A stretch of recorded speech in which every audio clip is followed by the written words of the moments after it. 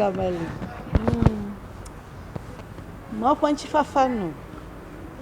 Mahia ba de kakpivio ado yufe le hama. Okoko akpokple yi ala ba yufe ku. Mianyao doko tabian ko. Iko bo sofonto anaga po ma ba no plara kakple no from mortuary to graveyard. Mo ga huyo. Mara kama ga view body. Anu ma toema. Yen toto gano ena plara kakple no. The kakpivi jaja ba pavla ovo ni koko. 2080s. Nana kama omo ma dollar molo. Nana kama omo. Iko pam. Ekuo hoi.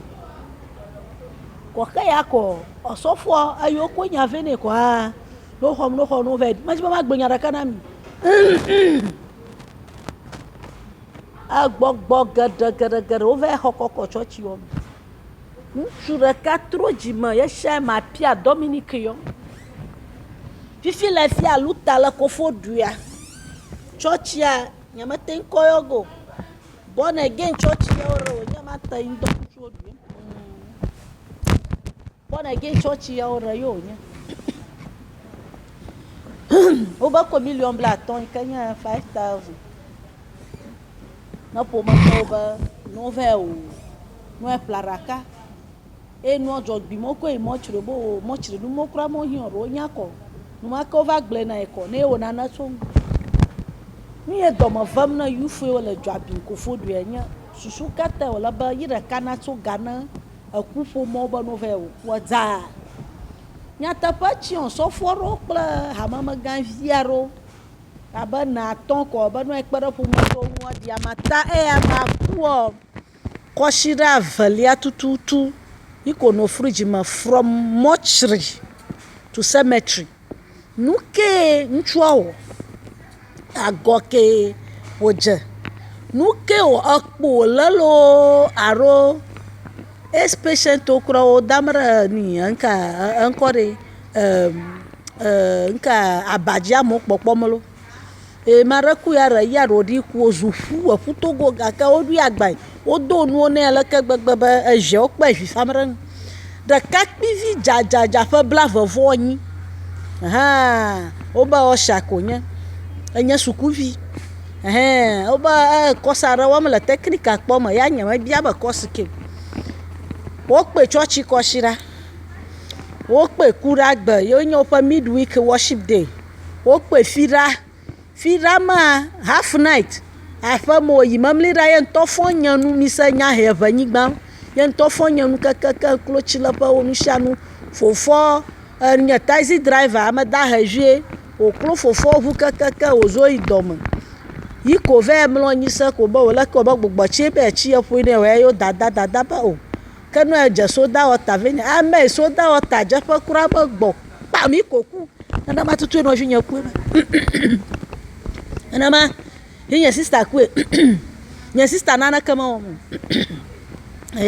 nana kama o mo lo akpa ko pa mo la pa o va yo nke ru obo akpa ko ye cho yen to ha woti anu no kaka oko nka ati ma be no bo ke ma na chikara ike ana pressure na dia be mate ne agbo chika ma ko no via ro ko ko ai na nu gbo o kwa shinya lo ai na nu gbo ko ira ro ku cho nke ona la ma no chika ma ko bubu no ho be ya iko cho nye cho yen to zon da fo be gara hu ma ko klana ashinya ma ko kuru na naka ma wonya sister mi ma vala nkuru na la prompt la church home la very virtuous go ma yima ama mo so kwekuku ma nkeka ya ma nya bia nya nu ke ma vavia o ma fa gbato home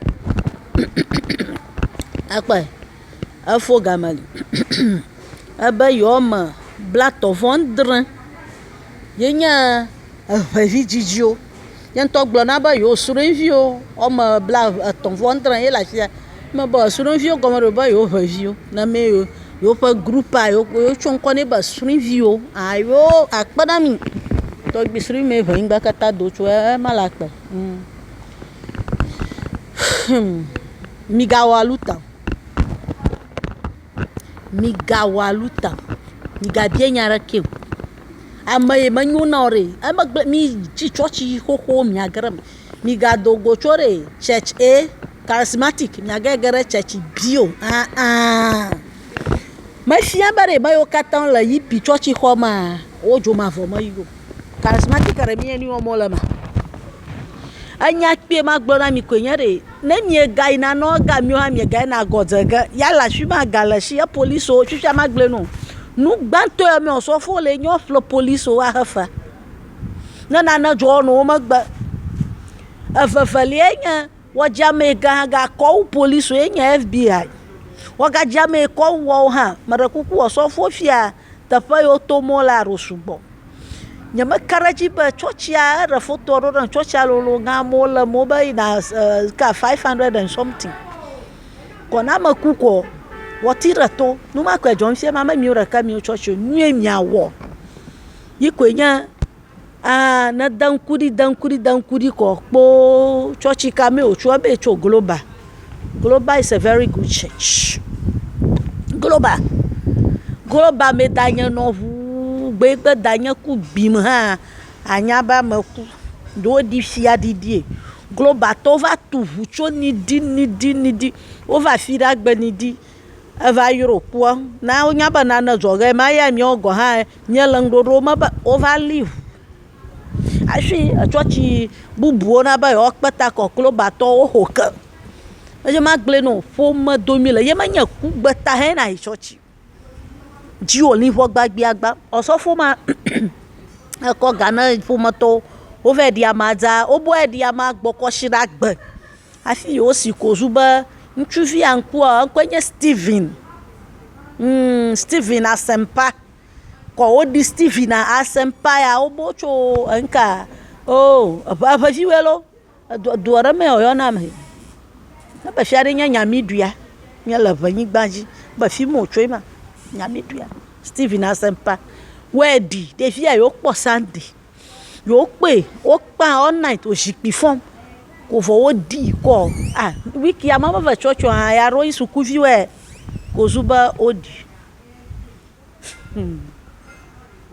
ya toni o ko jojo nfia ya lo magatori ojore jiwo secret ale imagle na miazo majiba yufu mo kata ko pokpla iba yo ina so for tugare excuse me mi blaga yenya lo blaga mi le mi anu fashi mi wo one day dry fasting the kape konam one day dry fasting na nya mi sete pu yagba na suku nyon fifia de viola mokake de viola mokaka mi tu mi arokwira homa na mi lo mi we kosara mamlira fira gba ko clean ikata mi tu hore mi arokwinu mi abaha ma uvunku na mi afie mi ala secret akwema jehole uvunku na mi akpo fie mi ala mi popopu UFO ha manya vagba fiora reoba UFO sugbo UFO ina almost 300 fifia UFO kwenya chochia ma yo tanwe no one dry achiko na no miagbo na mara domofuro na mi jiketo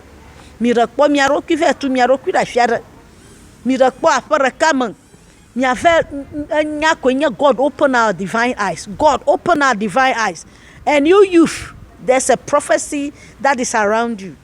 The book of Joel. Matrunya gbogbo ko dan chilonji mi avi oglonya di mi afara ka pe ponta ganu magada di okudrin. Pere mi blaga adramalamu akomalamu na mi blaga mi rajocho ma fa taji o la gbolo fonu san mi gafe wo gidigidi ara ka pe na ye wo gidigidi nchilama ka sha batan mi ko ma wa shiroga to ngonu pom. Nyaraka mi agblogonya we want our divine eyes and our divine ears to be open.